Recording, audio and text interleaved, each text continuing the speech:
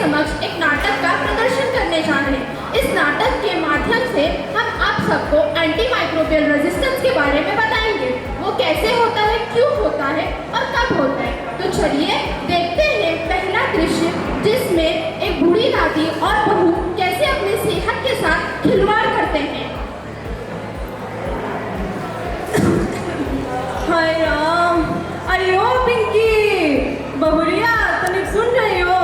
तनिक पानी तो पिलाओ, तबीयत बहुत खराब लग रहा है हमारा। अम्मा पानी पी लो। हाय राम, इस उम्र में तो रोक नहीं चलता। हाँ तनिक देखो। दिखाओ जरा अम्मा अपना हाथ। अरे इतना तेज बुखार। बिट्टू के पापा जहाँ से दवाइयाँ लाते हैं, मैं आपके लिए वहीं से दवाई लेकर आती हूँ। तनिक ले आओ बेटा।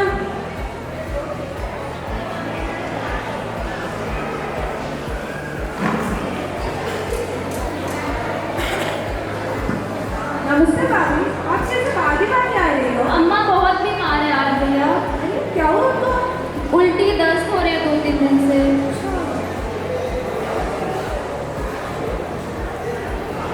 ये लेके जाओ। वो बात ठीक है, ये लो अम्मा दवाई खा ली।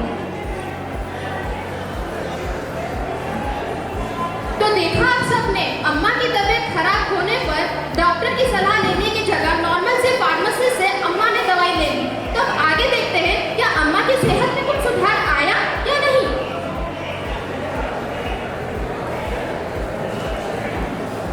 हाय राम, अरे भैया पिंकी, तनी देख रही हो? कहाँ हुई दवाई? अरे अम्मा तबीयत ज़्यादा खराब हो रही है क्या? ओ पिंकी, क्या हुआ? अम्मा की तबीयत कैसी है? अम्मा की तबीयत बहुत खराब है 2-3 दिन से। क्या हुआ इनको? उल्टी दस्त हो रहे हैं। अच्छा, इनकी तबीयत तो बहुत तेज बुखार है। अरे तो इनको घर पर ऐसे नहीं रखा जाता है, मतलब घर पर ऐसे नहीं अपना इलाज करा जाता है खुद से ही, ठीक है? ऐसे मेरी तबीयत जब खराब हुई थी तो मेरी बिटिया जो नर्सिंग की पढ़ाई कर रही है ना, वो मुझे डॉक्टर को दिखाई थी। और तुम भी डॉक्टर को दिखाओ, वहीं पर इलाज होगा अच्छे से। ठीक है, हाँ ठीक है, हम डॉक्टर के पास चलते हैं।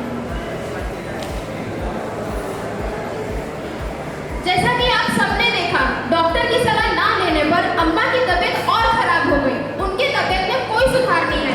तो चलिए अब आगे देखते हैं डॉक्टर साहब क्या बोलते हैं अम्मा को।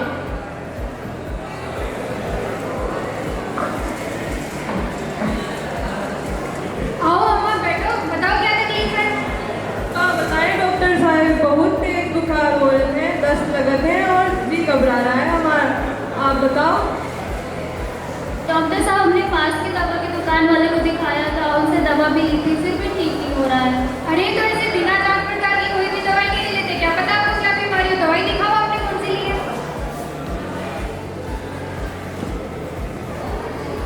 तनिक देख के बताओ आप। ऐसे नहीं करते हैं।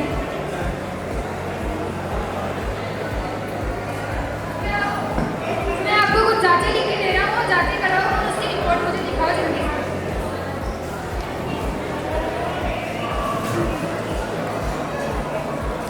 ठीक है डॉक्टर। 1 घंटे बाद अम्मा की जांच। ये लीजिए डॉक्टर साहब। देखा, मैंने कहा था ना बिना जांच की कोई भी दवाई नहीं देते। अब आपको टाइफाइड नहीं मिला है। हाय राम, बताइए जरा। अब मैं आपको 7 दिन की दवाई लिख के दे रहा हूँ और वो पूरी लेनी है, लेनी है, आप बीच में छोड़ दो उसे। और कुछ बातों का ध्यान रखना है, हल्का भोजन खिलाना है और बच्चों से थोड़ी दूरी बना के रखनी है, साफ सफाई रखना है, ठीक है? ठीक है ठीक है। ये लो। और समय पे दवाई लेना। ठीक है डॉक्टर।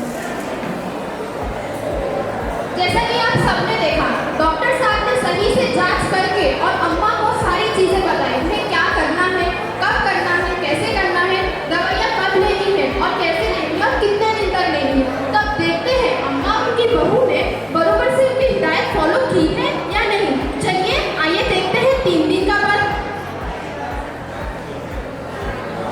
ले वो अम्मा दवाई खा लो। ए पिंकी, अब हम ये दवा ना खाएंगे। तुम देख तो रही हो हम चल फिर रहे हैं। डॉक्टर का कहाँ है दवाई के नाम में जहाँ लिखती है, हम ना खाएंगे दवा। ठीक है अम्मा, ठीक हो गई हो तो दवाई मत लो।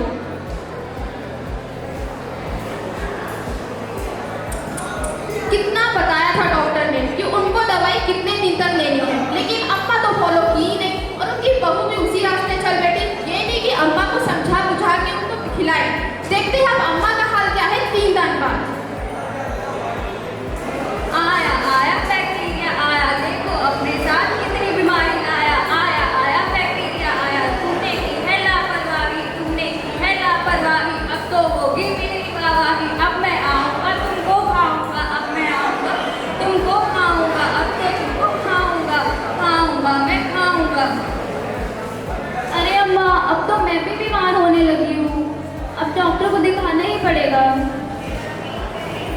तनिक डॉक्टर साहब के पास जाए आए।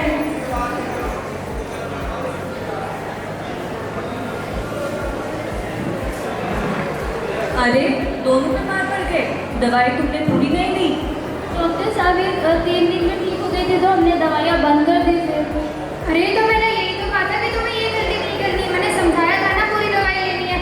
कम दवाई लेने से आपकी बीमारी सिर्फ कम हुई थी, ठीक नहीं हुई थी। अब आपको भारी दवाई लेनी पड़ेगी। छोटी छोटी लापरवाहियों से बीमारियां बहुत हानिकारक हो जाती है। अब आपको ज़्यादा पावर की दवाई देनी पड़ेगी जो शरीर के लिए सही नहीं है। पर अब क्या करें, आपकी बीमारी इतनी गंभीर हो गई है कि आपको दवा लेनी ही पड़ेगी।